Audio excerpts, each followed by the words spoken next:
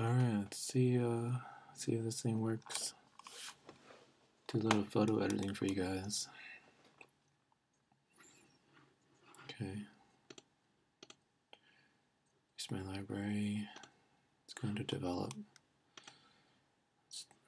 Let's look at one of these shots. Let's do this one. Hello, Fern. Okay. Overall, this image is okay. Check out the rule of thirds. Everything looks alright. Probably could have moved over this way a little bit, but well, what's done is done. See, the white balance looks pretty much spot on. Good color tone. Looks a little bit bright. Yep, as you can see, this area is being clipped. The highlights, there's no detail, it's just pure white. You can try to fix that. Use the recovery tool. Just a little bit lost in there, it's alright. And a lot of this is up to your discretion. If you feel like those highlights don't matter to you, they don't matter to me, so it's all good.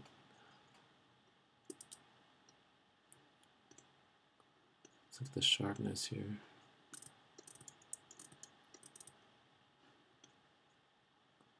Looks okay. Always want to sharpen your photos just a little bit, so they really get that pop.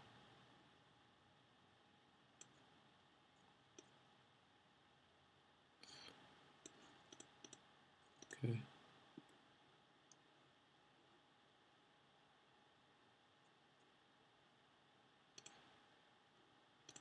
Looks pretty good.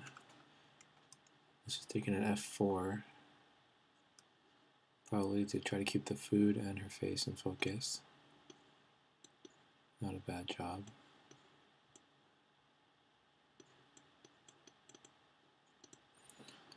Anyways, yeah, usually I just use these tools to try to get an exposure that's, has information across the entire histogram. This is your key. You want to use these tools right here. Exposure to manage the entire, shift the entire histogram left or right. Recovery to just fix the highlights. That fill light on the bottom end to try to help you over here. And blacks for the deep shadows. Brightness and contrast, self-explanatory. You can do contrast here, or you can do it in the tone curve. Do an S curve. If you don't know what an S curve is, looks like that. Makes the image a lot, gives it a lot more contrast.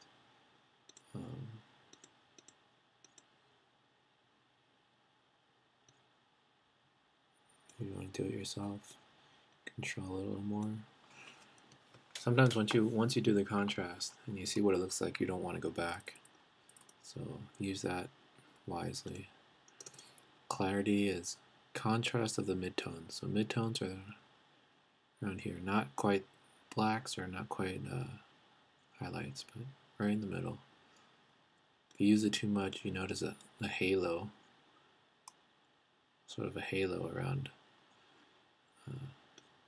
all the colors. So you want to, use this wisely as well.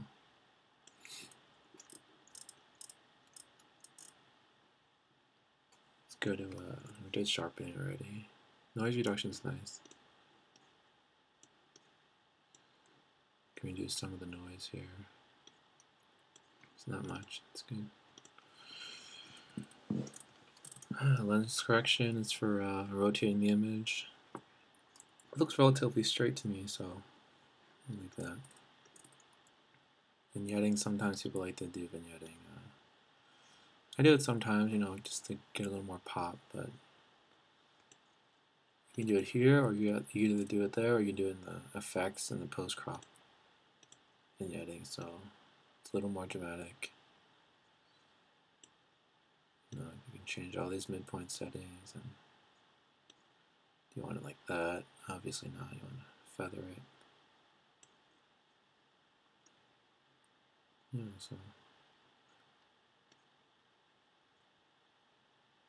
everything in one easy workflow from top to bottom.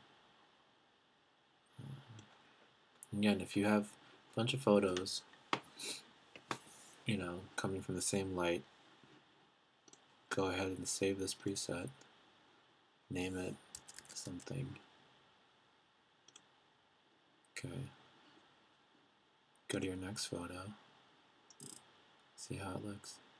Apply fern to it. There you go.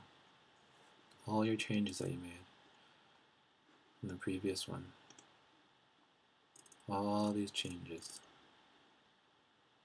are now applied to the sandwich, the fern sandwich. Sometimes you don't want it, so you gotta make sure that you're using it correctly. If you're editing maybe a photo shoot and you have a lot of pictures of the same subject and the same lighting, you want to make the same changes to say 20, 30, 40, 50 images. Just use the presets. Really convenient, really easy and fast. So,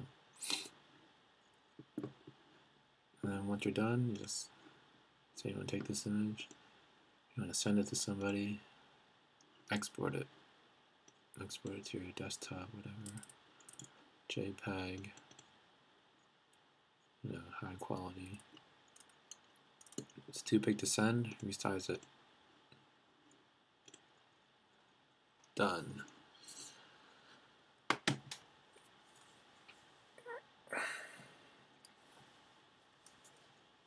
Lightroom is really easy. I suggest that a lot of beginners use Lightroom versus Photoshop. It's very user-friendly, and you learn a lot about photo editing, post-processing. So I think that's finished. Yes. You can go ahead and take a look at it. Here you are. Where are you? There you are. There it is. Not much editing, but it's the basic idea. Until next time.